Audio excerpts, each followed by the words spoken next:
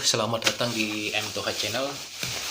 Pada kesempatan hari ini atau dalam video ini, saya akan berbagi pengalaman atau sharing ilmu tentang di geothermal. Adapun yang menjadi topik dari topik video ini itu bagaimana analisis dari methylene blue ya. Banyak dari teman saya yang bertanya itu, apa sih kegunaannya itu dan fungsinya, terus bagaimana cara analisisnya itu. Untuk teman-teman yang belum tahu apa itu MEP dan fungsinya, silahkan klik link di bawah ini ya, atau bisa juga lihat di deskripsi dari video ini. Semuanya udah saya persiapkan.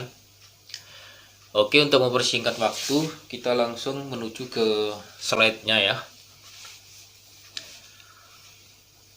Yang pertama atau yang menjadi topik pembicaraan kita tuh alat dan perlengkapan. Jadi sebelum melakukan analisis, kita harus siapkan dulu alat dan perlengkapannya. Kalau dari pengalaman saya sih, saya rangkum ada 14 item ya yang harus kita siapkan. Salah satunya sih sulfuric acid 2 mol H2SO4. Ini H2SO4 yang kadarnya 2 mol ya, yang kita sudah peroleh dari ahli chemical ya, ahli kimia di laboratorium yang mendilutnya menjadi 2 mol ini ya. Terus yang kedua itu methylene blue powder 7,48 gram. Itu berat yang menjadi standar untuk analisis ini.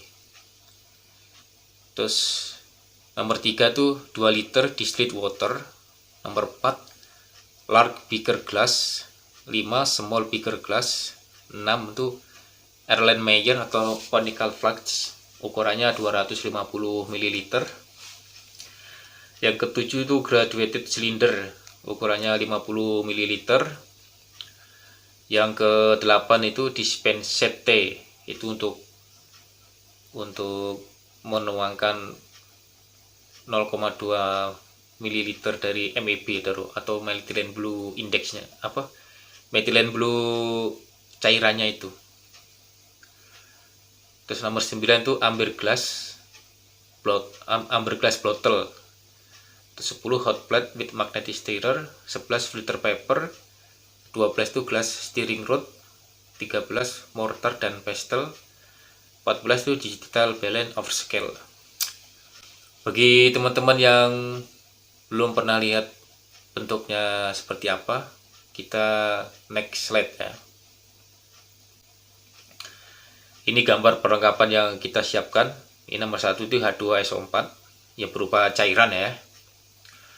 Yang kedua itu methylene blue powder. Itu methylene blue itu sebenarnya awalnya dari bentuknya sih powder itu. Terus kita bikin menjadi suatu larutan methylene blue. Nah, ini kita bahas selanjutnya ya. Terus yang ketiga tuh distilled water, itu kayak air yang di jerigen itu. Distilled water itu air murni ya, H2O. Jadi air murni ya, tanpa kandungan mineral maupun garam-garam. Jadi distilled water ini dihasilkan dari proses penguapan. Terus penguapannya ini kita dinginkan, nah menjadi air. Nah, ya ini yang dimaksud distilled waternya itu. Atau istilah lain orang bilang itu aqueous lah ya. Jadi air murni 100% H2O tanpa mineral maupun tanpa garam-garam yang lainnya. Terus yang keempat ini large beaker glass. Jadi glass beakernya itu modelnya kayak gini dia, yang lebih besar. Terus yang kelima small beaker glass, yang ukuran lebih kecil ya. Kalau di gambar sih yang punya sih 10 ml ukurannya. Terus yang keenam itu Erlenmeyer atau conical flask, ukurannya 250 ml ya. Jadi yang conical flask ini untuk analisis methylene blue itu pakai yang ini nanti, yang buat kita aduk-aduk nanti. Terus selanjutnya nomor 7 itu graduated cylinder 50 ml. Jadi modelnya kayak gini. Nah, fungsi dari graduated cylinder untuk analisis ini untuk mengukur H2SO4 yang akan kita gunakan untuk analisis ini. Kalau biasa kita pakai sih ukuran 15 ml H2SO4, ya kita ukur pakai ini ya untuk analisis nanti. Nah, yang nomor 8 ini dispensate. Ya, ini yang modelnya kayak gini ya. Jadi ini bisa kita atur sekali. Ini kan fungsinya untuk memberikan tuangan dari metilen blue cairannya nanti per interval 0,2. Kita bisa setting di sini ya, bisa 0,2 atau 0, berapa yang kita mau. Tapi dalam analisis ini kita pakai konstanta itu per interval 0,2. Jadi sekali kita pencet, ini yang keluar 0,2 ml ya. Terus yang ke-9 ini amber glass bottle ya, ini seperti ini yang ini. Fungsi amber glass bottle ini fungsinya untuk meracik methylene blue powder tadi dengan distilled water ya. Meracik dan menampung lah istilahnya. Sebelum digunakan untuk analisisnya nanti. Oke, dari sini ada pertanyaan, mungkin bisa tinggalkan di kolom komentar ya. Terus kita lanjut ke next slide. Terus nomor 10 nih, hot plate with magnetic stirrer ini. Hot plate gambar ini tuh fungsinya dari hot plate ini tuh untuk memanaskan dan memutar dengan magnetic stirrer ini yang kayak magnet kecil ini, kayak sebesar kelingking ya sini ya. Jadi conical flux ini. Nah, ini kita masukkan H2SO4 15 ml, terus sama cutting yang udah kita tumbuk kita haluskan, dimasukkan ke dalam, terus kita taruh di atas ini. Kalau kita udah analisa nanti ya, di atasnya stirrer ini. Terus stirrernya ini, magnetic stirrer ini kita masukkan dalam botolnya itu. Kemudian kita pelan-pelan sampai kita panasin ya. Ya kurang lebih 30 detik atau berapa sampai muncul kayak boiling itu. Kayak muncul gelembung-gelembung, kayak kita lihat air yang mendidih itu, kayak gelembung-gelembungnya itu. Nah, itu udah cukup. Kemudian selanjutnya akan ditambahkan methylene blue yang udah kita siapkan, yang pakai dispensate gitu. Jadi tinggal sekali pencet keluar 0,2 ml. Yang nomor 11 ini filter paper ya, ini fungsinya untuk mengeplot dari analisis yang udah kita lakukan itu. Jadi kan nanti akan intervalnya 0,2, 0,4, 0,6, 0,8 dari methylene blue yang kita teteskan itu. Itu nanti dengan glass stirring rod kita masukkan ke conical flux itu, kemudian kita dropkan di filter paper ini. Terus untuk nomor 13 ini mortar dan pestle. Mortar dan pestle itu fungsinya untuk menggerus sampel yang udah kita keringkan tadi, atau menghaluskan lah istilahnya, bikin halus dari cutting yang kita panaskan itu atau kita keringkan tadi. Tuh, kemudian kita digital balance atau scale nomor 14 ini fungsinya untuk menimbang beratnya dari cutting yang akan kita analisa ini. Cutting yang saya maksud ini cutting yang udah kita tumbuk dan kita haluskan tadi ya, kita timbang. Itu biasa interval yang digunakan sih 0,2 sampai 0,5 gram yang digunakan untuk analisis itu. Ya biasa sih 0,2, 0,3, 0,4, 0,5 ya, tergantung penelitinya ya maunya gimana. Pakai mainnya interval itu biar bervariasi lah ya. Bervariasi dalam artian tuh nggak monoton di angka itu aja gitu. Oke, nextnya kita lanjut ke next slide. Ini prosedur analisa. Nah, analisanya itu ada dua macam ya. analisa di laboratorium dan analisa di lapangan. Analisa yang saya masuk di laboratorium itu pembuatan larutan metilen blue itu ya. Semula dari powder yang kita playback ya. Ini semula bentuknya powder ini. Terus kita masukkan ke dalam amber glass. Terus selanjutnya kita tambahkan distilled water ya. Tapi yang dilakukan di sini ini udah ada takarannya ya, prosedur untuk analisisnya. Kalau dari contoh yang saya cantumkan ini kita akan membuat 2 liter cairan metilen blue ya, dengan kadar pembagian kadarnya itu atau beratnya itu seperti yang tertera di video ini ya, yang tertera di gambar ini. Untuk metilen blue powder itu 7,48 gram. Kemudian distilled water itu kita pakai 2 liter ya, karena kadarnya berat dari MEB 7,48. Kalau kita pengennya 1 liter aja berarti 1,48 bagi 2. Kemudian amber glass botol 2 liter ya. Kalau nggak punya botol amber glass yang ukuran 2 liter ya, kita bisa sediakan 2 amber glass masing-masing ukuran 1 liter sama 1 liter. Jadi kalau kita ada amber glass 2 botol 1 liter 1 liter, berarti 1 liter botol amber glass itu diisi dengan 1 liter distilled water sama MEB powdernya itu 7,48 dibagi 2, berarti kurang lebih 3, sekian lah.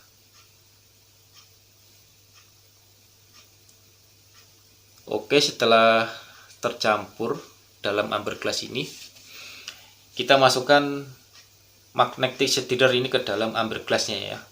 Terus ditaruh di atas hot plate. Hot plate yang di sini tuh nggak perlu dipanaskan ya. Fungsi dari hot plate ini kan ada 2, bisa memanaskan dan bisa memutar. Nah, ini fungsi yang pertama yang memanaskan kita matikan. Kita pakai yang kedua untuk memutar, untuk melarutkan atau mencampur distilled water sama metilen blue ini, yang powder ini ya. Jadi kita putar. Ini tujuannya biar mix lah, cepat menyampur itu, dan tidak ada gumpalan metilen blue powder di bawahnya, karena kalau kita pakai tangan atau pakai alat untuk memutar kadang mungkin nggak rata lah ya, makanya diperlukan magnetic stirrer ini, soalnya dia dari bawah terus diputar kayak nanti karena ada bentuk suatu kumparan itu, yang itu cepat untuk mendilute atau melarutkan lah, atau mencampur dari metilen blue powder menjadi satu dengan distilled water itu. Nah, ini prosedur analisa yang saya omongkan tadi. Nah, ini rangkumannya lah ya. Jadi kita putar dengan steering rod itu, steering dengan ini yang dengan magnetic stirrer ini. Ya, kita putar itu kurang lebih 5-15 menit lah ya, untuk mendapatkan hasil yang optimal.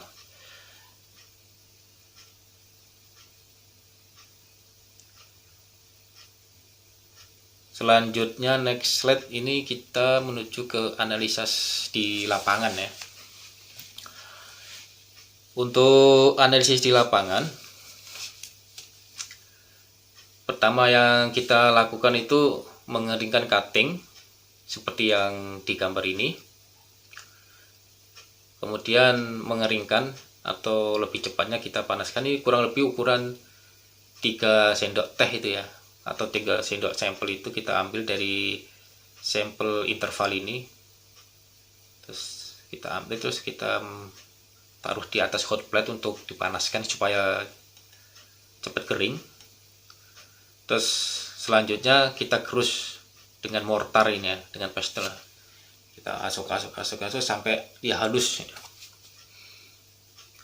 Kemudian setelah halus, kita timbang dengan scale atau balance-nya atau timbangan elektronik. Nah, timbangan cutting yang kita perlukan itu interval 0,2 sampai 0,5 gram. Boleh 0,2, boleh 0,4, boleh 0,3, boleh 0,5 supaya variatif.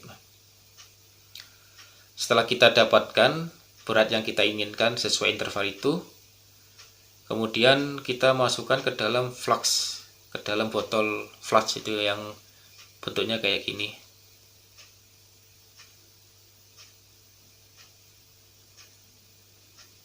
Nah, modelnya kayak gini.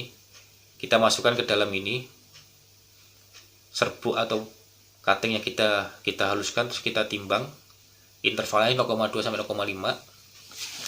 Kita masukkan ke dalam conical flux ini, terus kemudian kita tambahkan 15 ml dari H2SO4 2 mol ya.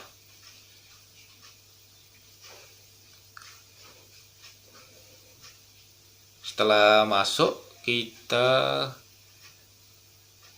ini setelah kita masukkan 15 ml larutan H2SO4 2 mol, langkah selanjutnya kita taruh di hot plate, terus kita didihkan dengan memutar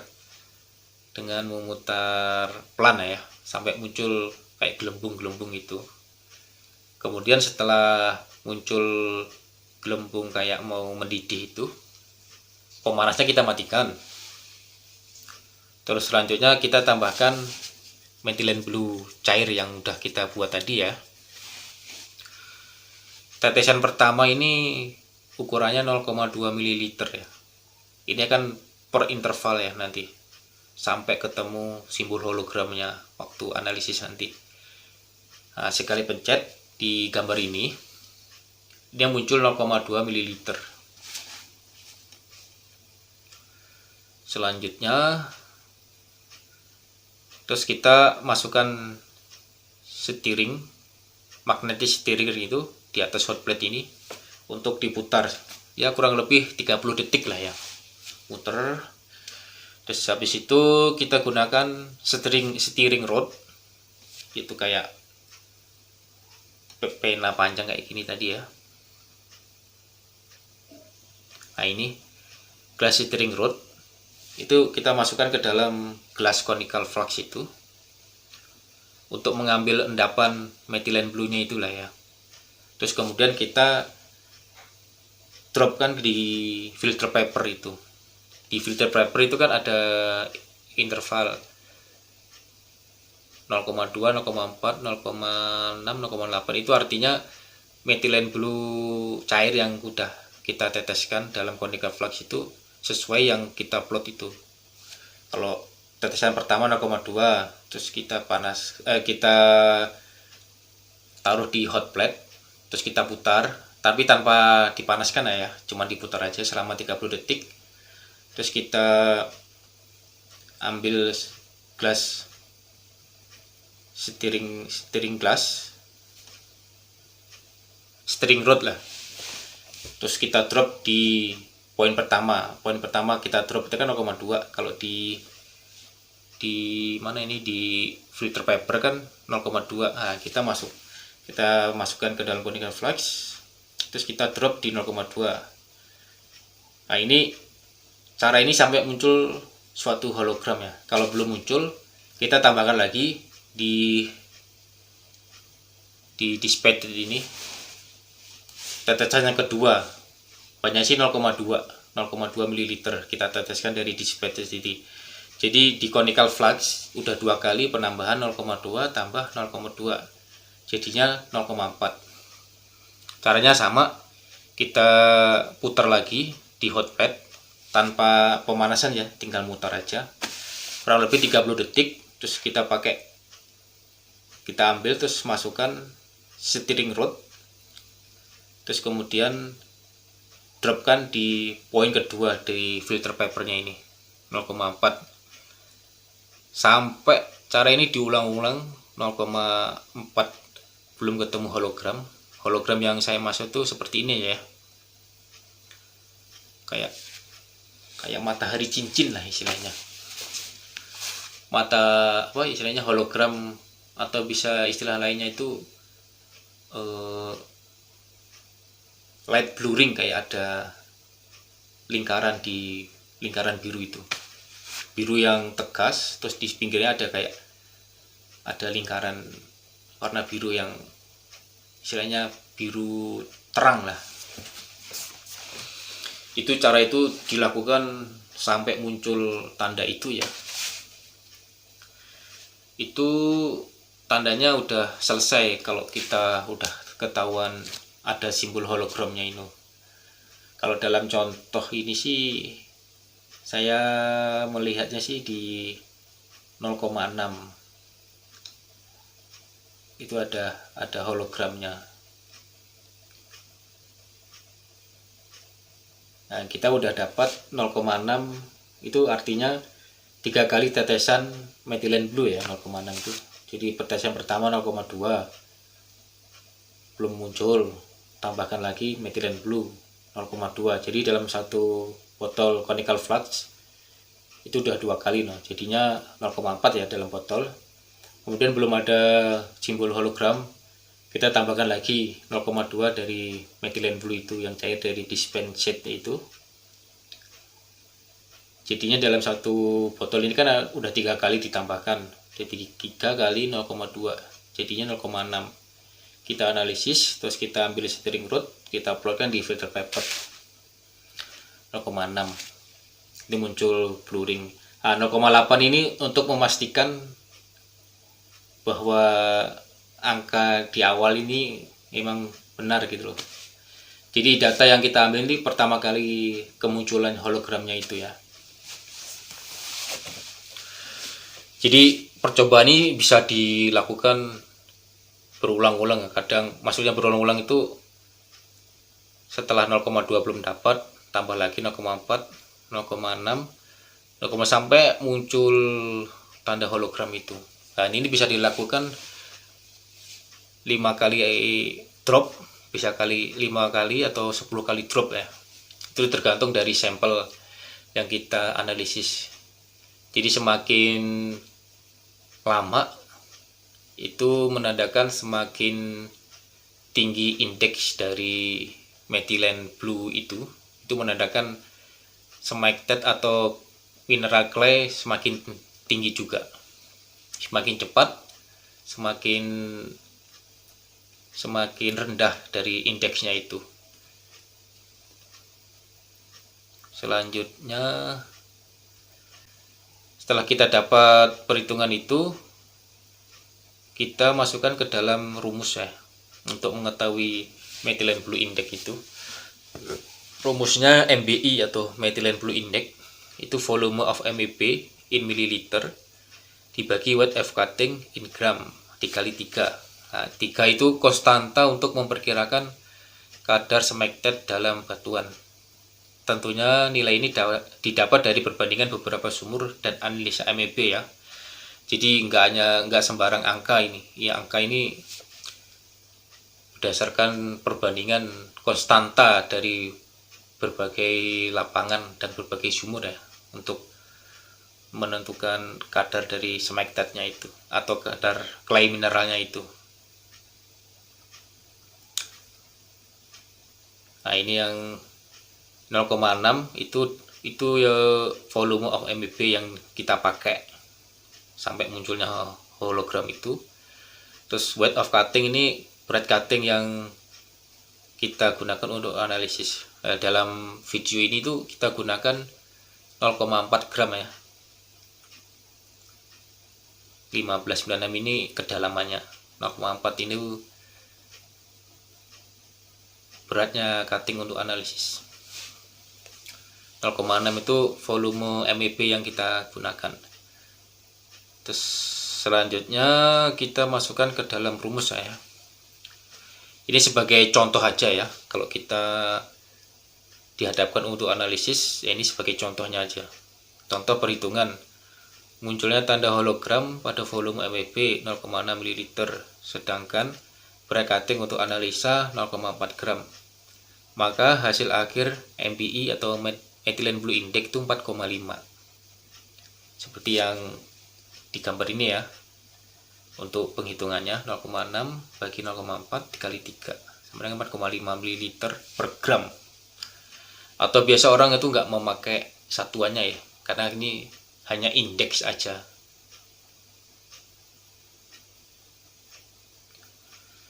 Selanjutnya kita masukkan ke dalam tabel. Jadi kita analisis ini tuh dari kedalaman interval ya. Kita ambil sampel misalkan interval 10 atau per berapa lah ya. Ini berdasarkan interval sampel yang kita analisis ya. Jadi sampel catcher ngambil interval regular sampel lah. Jadi Methylene Blue itu mengikuti regular sampelnya itu. Misalkan per 10 meter terus. Dan ngebor di atas, makin lama ke makin ke bawah kan. Nah, datanya itu kita masukkan ke dalam tabelnya ini. Kalau dalam tabel ini mencakup kedalaman, volume MEB, cutting gram, terus MBI ya. Methylene Blue Index-nya kita masukkan dalam tabel ini hasilnya ya. Untuk kemudian nanti diplot dalam suatu grafik ya. Nah, ini kan sebagai contoh aja kita pakai tiga titik aja, 1586, 1596, 1606. Jadi intervalnya per 10 meter ya. 10 meter atau per 10 feet terserah lah ya. Pokoknya sebagai contoh per intervalnya aja. Terus volume MEB yang kita amati di filter paper itu seperti inilah, 0,6 0,4 gramnya, 0,6 0,4 MBI itu 4,5. Ini hasil dari rumusnya itu. Setelah itu kita plot dalam suatu grafik ya. Nah, hasilnya seperti tertera pada gambar ini ya. Jadi itu makin dari atas ke bawah, kalau dari grafiknya sih depth, terus yang sebelah kanan ini kan MBI-nya itu Methylene Blue Index-nya yang warna grafik biru itu versus depth ya. Jadi di atas itu rendah. Nah, ini muncul lagi tinggi, tinggi, habis itu nurun, habis itu total loss ya. Kalau dari interpretasi saya ini sih, zona yang tinggi ini itu bisa berarti caprock ya, batuan penutup, karena kadar clay content-nya itu tinggi ya, atau zona dingin lah ya. Kemudian makin ke bawah makin turun, makin loss. Nah, loss ini indikator dari reservoir dari geothermal. Biasa dari yang kita cari di geothermal itu di zona reservoirnya itu pasti ada loss gitu. Karena dengan adanya loss ini sebagai batuan permeability ya, meneruskan steam atau uap panas dari panas bumi ini, yaitu dikeluarkan lewat rekahan itu dari batuannya itu. Nah, kenapa waktu pas drilling kok nggak nyembur? Karena waktu drilling itu udah diatur dari atas hidrostatic powernya itu dengan menekankan pompa pressure berapa, jadi mendorong si steam ini masuk ke dalam lagi. Itu saat drilling ya.